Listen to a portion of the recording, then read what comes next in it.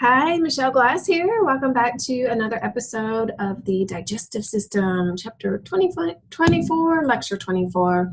And our topic for this video is the stomach. So you're going to be looking at the stomach anatomy in a lot of detail as part of your lab. So I'm just going to hit some highlights here and make sure you're paying attention during your lab instruction.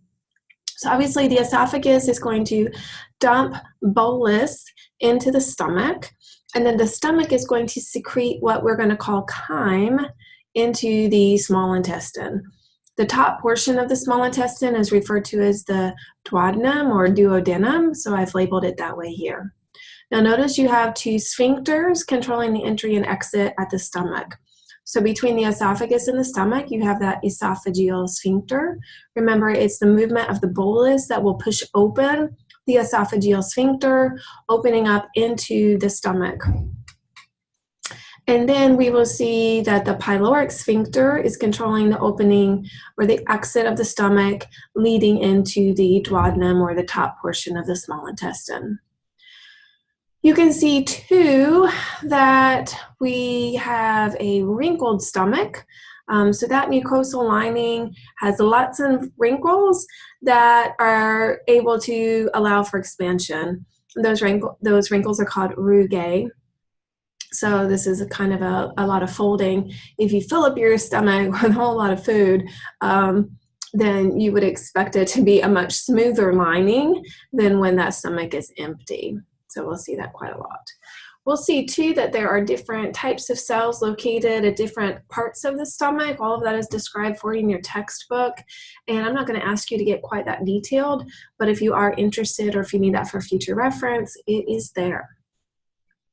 Okay, so I've drawn here my mucosal lining and I've drawn my gastric pit. And we're just going to list off the different types of cells that are lining the stomach and talk about the different types of secretions that they are making. So we have, first, let's talk about parietal cells. Parietal cells are going to be producing two important secretions. One is intrinsic factor. Intrinsic factor is required for the absorption of vitamin B12. So you can eat vitamin B12, but if you're not making the intrinsic factor, then you're not able to absorb it from your diet. So this is where sometimes people take sublingual vitamin B12 because then it's absorbed directly through the blood vessels underneath the tongue.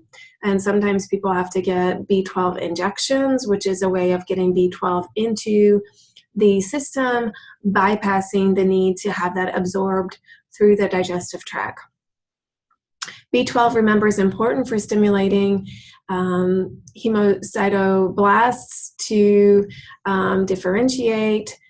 Well, let me rephrase. It's important for stimulating erythropoiesis, so that's the formation of your red blood cells. The parietal cells are also the cells responsible for secreting hydrochloric acid. Hydrochloric acid is going to be important for protein digestion. So we saw mechanical digestion of proteins starting in the mouth. We're going to continue mechanical digestion of proteins in the stomach. The stomach is doing that mixing movement, that segmentation movement.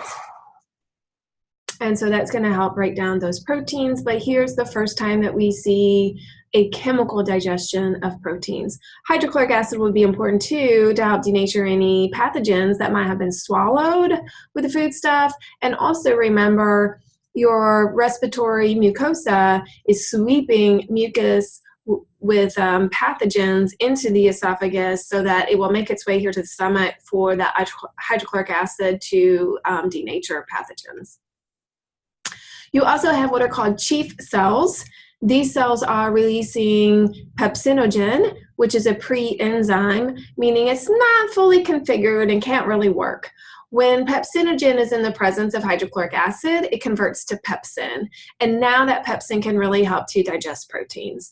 So we really see that the stomach is kicking up protein digestion through the production of hydrochloric acid and pepsin and the continued segmentation movement. We also see some enteroendocrine cells in the stomach. So this, of course, means cells that are making hormones. So the first one to talk about are the G cells. G cells are going to make the hormone gastrin.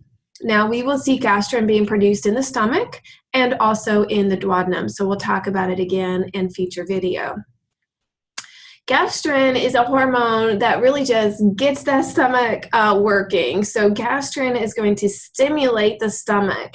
It's going to increase the segmentation movement.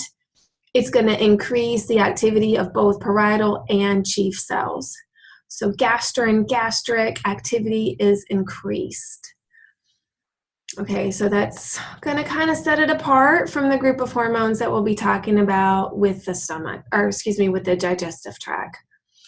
What's interesting is we have a group of D cells that are making a different hormone called somatostatin, and this hormone actually inhibits the production of gastrin.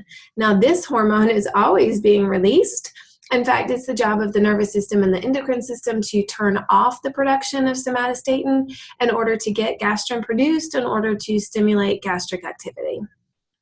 Okay, and the last little bit of information is to see that your protein digestion is really kicked up. We've already talked about that.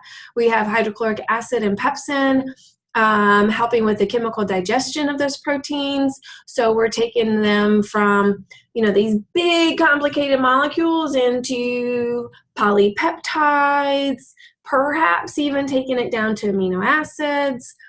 We see that the lipids are going to continue being digested by that lingual lipase that was swallowed with the bolus.